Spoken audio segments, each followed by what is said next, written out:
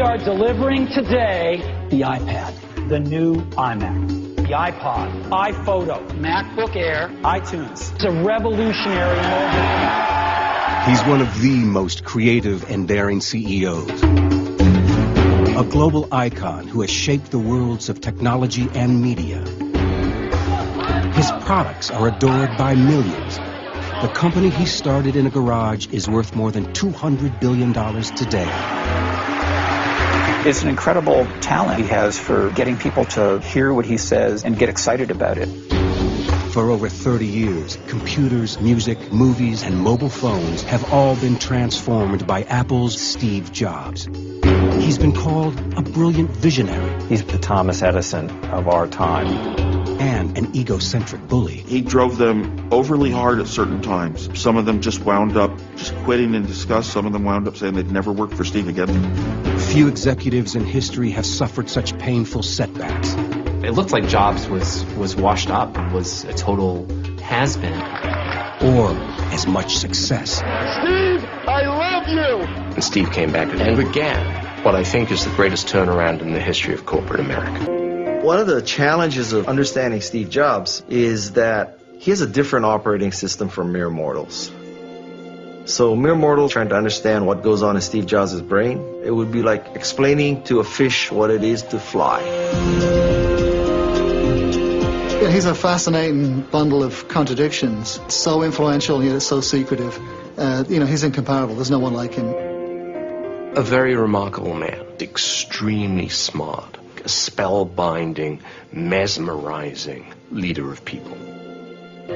Jobs went from having nearly blown this amazing fortune and bankrupted himself to rising as a billionaire with a brilliant future. Jobs' rise to technology superstar propelled him into the public eye at a young age. What a computer is to me is it's the most remarkable tool that we've ever come up with.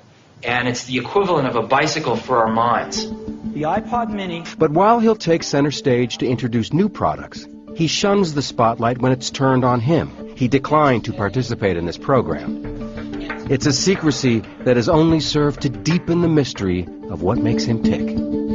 Because he's such a polarizing character, we have a tendency to try to freeze him and say, he's like this, when in fact, he's changed a lot. Jobs is a true son of Silicon Valley. Born in 1955 in San Francisco, he was raised in its freewheeling culture of experimentation and innovation. Alan Deutschman is an author who has written extensively about Jobs and Apple. Steve Jobs, from going back to when he was a teenager, was very influenced by the 1960s, 1970s counterculture. He loved the Beatles, he loved Bob Dylan. He enrolled in Oregon's Reed College, but dropped out his freshman year. Daniel Kotke was a college friend of Jobs. I think by the time he was a freshman in college, Steve already had a sense that there were great opportunities in the world, and that he wasn't really going to need his college credits. Robert X. Cringely was Apple Computer employee number 12. When I met him, he was, I think, 19 years old. He had hair down to his waist, and he only ate fruit. And he was, clearly a hippie. When Jobs returned to his childhood home in California, he became interested in what was then an entirely new concept, the personal computer. A revolution was brewing in this hall rented from Stanford University. A group of eccentric enthusiasts and inventors called themselves the Homebrew Computer Club. They were about to ignite a new industry.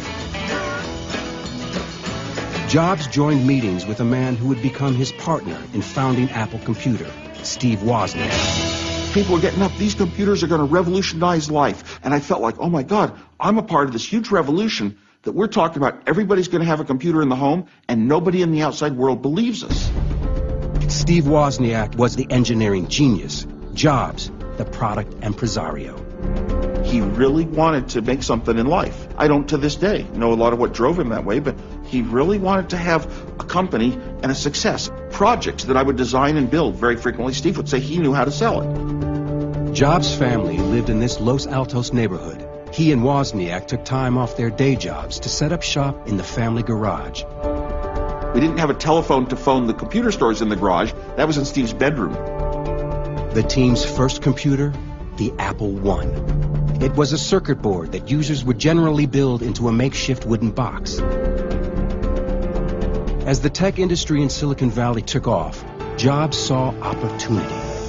The penalty for failure for going and trying to start a company in this valley is non-existent. There really isn't a penalty for failure either psychologically or economically, in the sense that if you have a good idea and you go out to start your own company, even if you fail, you're generally considered worth more to the company you left because you've gained all this valuable experience in many disciplines.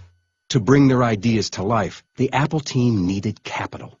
Jobs convinced angel investor Mike Markkula to invest around $90,000 and a line of credit in the fledgling company. In exchange, Markkula got 1/3 ownership and started a 20-year career with Apple Computer. It was exactly what they needed to create their new computer, the Apple II. It became the first highly successful, mass-produced personal computer. What was revolutionary about the Apple II was its use of color, the fact it had a built-in keyboard, and it was the first one to look like a consumer device. And so it was a huge success. You know, it was an astounding success right from the beginning. At 23, Jobs and the Apple team were soon making more money than they knew what to do with. Steve came to me one day and he said, "You realize our stock is worth more than our parents have made in their lifetime." I was stunned. What the heck? How can you have so much? And then 6 months later, you have 10 times more. They were the stars of Silicon Valley and the cover boys for a new industry. Michael Moritz is a former Time magazine reporter and a legendary Silicon Valley venture capitalist. Inevitably, these companies aren't really companies at the beginning. They're a product. The next question was, where do they go from here? Steve was always worried about competition from companies like IBM and everybody else in the world, and how are we going to avoid them? And you've got to stay out in the technology lead. There's always that sense of anxiety and tension associated with the question, how can we possibly follow this? In 1979, after a stock deal worth an undisclosed amount, Steve Jobs was allowed access to what was known as the treasure trove of Silicon Valley. It was Xerox PARC, the company's famed research and development laboratory. Jobs and his team saw the future here, the way computers would be used, including the use of graphics and a small device that had not yet been revealed to the outside world, a mouse. He saw it. He was just blown away. He thought, well, this is the future of computing.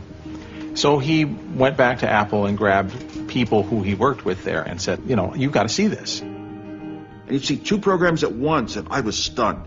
And you'd see 3 programs at once, and I thought, oh my God, once you have this machine, you're never going to want to go back. It's a one-way door. Your computers are going to be this way, and you'll never go back. Leander Caney is the editor of the blog Cult of Mac and the author of the book Inside Steve's Brain. Xerox had invented the entire paradigm of modern computing, but they had no idea what they were sitting on. But Jobs did. He wanted to bring the graphical user interface to Apple Computer. But first, he had to deal with a power shift going on inside Apple. Although Jobs was the founder and creative force of Apple, the Apple board of directors wanted an experienced executive to be president of the company. Jobs interviewed dozens of candidates before he focused on someone from outside the tech world, Pepsi CEO John Sculley.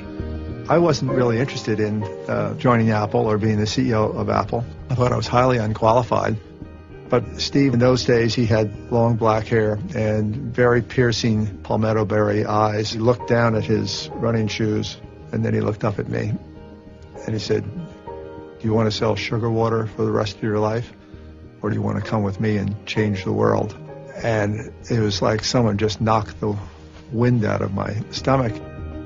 So he does have this incredible charismatic way of picking exactly the right thing to say at exactly the right moment and inspiring people like no one I've ever seen before. And a few weeks later, I was working at Apple. For Apple Computer to thrive, they also needed another successful product. Jobs thought he had it in a powerful business computer called the Lisa. But the Apple board of directors still questioned his leadership and refused to give him the project. Steve expected it to be his. You know, it's his idea. We're going to do it. It's going to be mine. And they said, no, don't think so.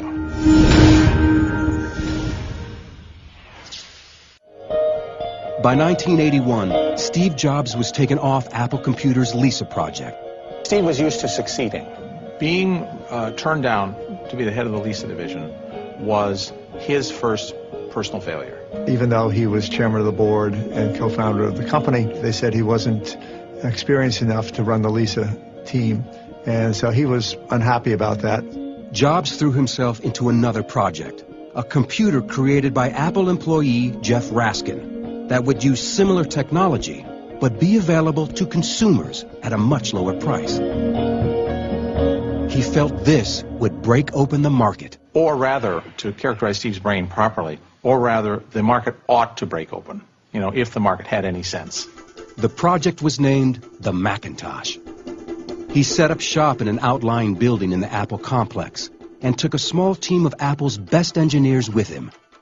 There was a black pirate flag flying on a mast on the front of the building, and this signified what Steve said was, we're the pirates, and the Lisa team were the Navy.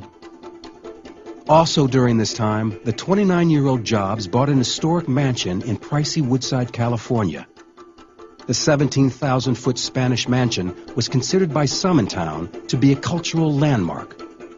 He lived there as a kind of weird hermit recluse while developing the Mac, and it was famous for being completely empty of furniture. He slept on a bare mattress on the floor. Jobs' obsession was the Macintosh, and his intense drive began to take its toll on the Mac team. He was just impossible to work with. He just scared the bejesus out of people and wouldn't accept anything but the most amazing breakthroughs, which is impossible to deliver on a day-to-day basis. His standards just got higher and higher and higher. And people would bring him work to look at. It would be 1 o'clock in the morning. Sometimes Steve said, I'm not even going to look at it. And they, well, Steve, I've worked on this thing for 25 hours. And he said, I know, but it's not good enough. You know, go back and work on it some more. Some of them just wound up just quitting in disgust. Some of them wound up saying they'd never work for Steve again. They just couldn't. When the exhausted team finished, they had a revolutionary new computer. Many of us have been working on Macintosh for over 2 years now, and it has turned out insanely great. Guy Kawasaki was the software evangelist on the original Mac and is now a Silicon Valley entrepreneur and venture capitalist. Like 60 seconds after I saw the demo of Macintosh, it was so cool. Angels started to sing. I mean, it was a beautiful experience. When you saw Macintosh for the first time, you have to put yourself back. It's 25 years ago now. That was a religious experience. This was supposed to be the computer that tamed the complexity of everything associated with the world of computing to make it available, as Steve would say, for mere mortals. It was a giant step into the future.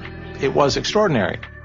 What it wasn't was particularly useful, but that didn't matter. The computer was beautiful, but had limited functionality. For the Macintosh to succeed, Jobs needed great software. He turned to another industry prodigy, Bill Gates. In the lead-up to the Mac launch, the two pioneers appeared together at an Apple event. Microsoft had been writing software for the Mac for 2 years. Jobs didn't know that down the road, Bill Gates would become his main rival. For Jobs, the enemy was IBM, and a PC that was taking over the market. Will Big Blue dominate the entire computer industry? The entire information age? Was George Orwell right? Today we celebrate the first glorious anniversary of the information. Jobs, the underdog, took aim at the giant with a spellbinding commercial. Everybody who was around at the time remembers the most memorable moment of the launch of the Macintosh, being the Ridley Scott commercial. There was this dark, Orwellian vision of the future. It aired nationally only once, on Super Bowl Sunday in January of 1984, but the impact was explosive. We estimated we got $45 million of free publicity of it being run over and over again by television networks all over the world because no one had ever seen a commercial like this before. I think everybody at the company was hoping and praying fervently that it would be a game changer. But it was dismissed by the high priests of computing as little more than a toy. And I think the sentiment within a year or so of the launch had turned very negative about Apple and its future. In 1984, Steve Jobs and Apple Computer hoped the Macintosh would live up to its hype. But sales were a disappointment. And the IBM PC and PC-compatible computers still dominated the market. Internally, trouble was brewing at Apple Computer. He ran amok at Apple. He cost the company a lot of money. So Steve was considered to be wasteful. He was considered to be self-indulgent. He was the largest shareholder, but also kind of a brat. The thinking was, well, Macintosh had not penetrated business. We need a more mature leadership, some adult supervision to run the company. Tension in the company rose as an internal power struggle threatened to tear it apart. I said, Steve, we're a public company, and I have to tell the board where we are in terms of inventory, in terms of sales performance, and we're in trouble. And the trouble is in the Macintosh division. And he said, I don't believe you're going to do that. I don't think you have the nerve to do that. When he had reached the point where he identified Scully as a rival, he decided he had to take Scully out. So he engineered a boardroom confrontation where it's him or me. And much to Steve's surprise, the board sided with Scully. They said, Steve, we want your assurance that you're not going to leave Apple and take other people with us. We've heard rumors of that. And he said, no, absolutely not. And then the next day, Steve took 5 key managers and the board fired him. The knee-jerk reaction of conventional people is to elbow what they see as disruptive forces aside. And Steve, the co-founder of Apple, was unchivalrously ushered to the exit. Jobs was 30 years old. He sold all but 1 share of his Apple stock. For Steve, it was a statement. It's a vote of no confidence in the company. I'm out, therefore the company's going to fail. Being fired almost destroyed him. They threw him out of his own company. I mean, he thought it was unbelievable. Remember, Steve Jobs didn't just see himself as a business person. He saw himself as an artist. He saw himself as a revolutionary, someone who wanted to change the world.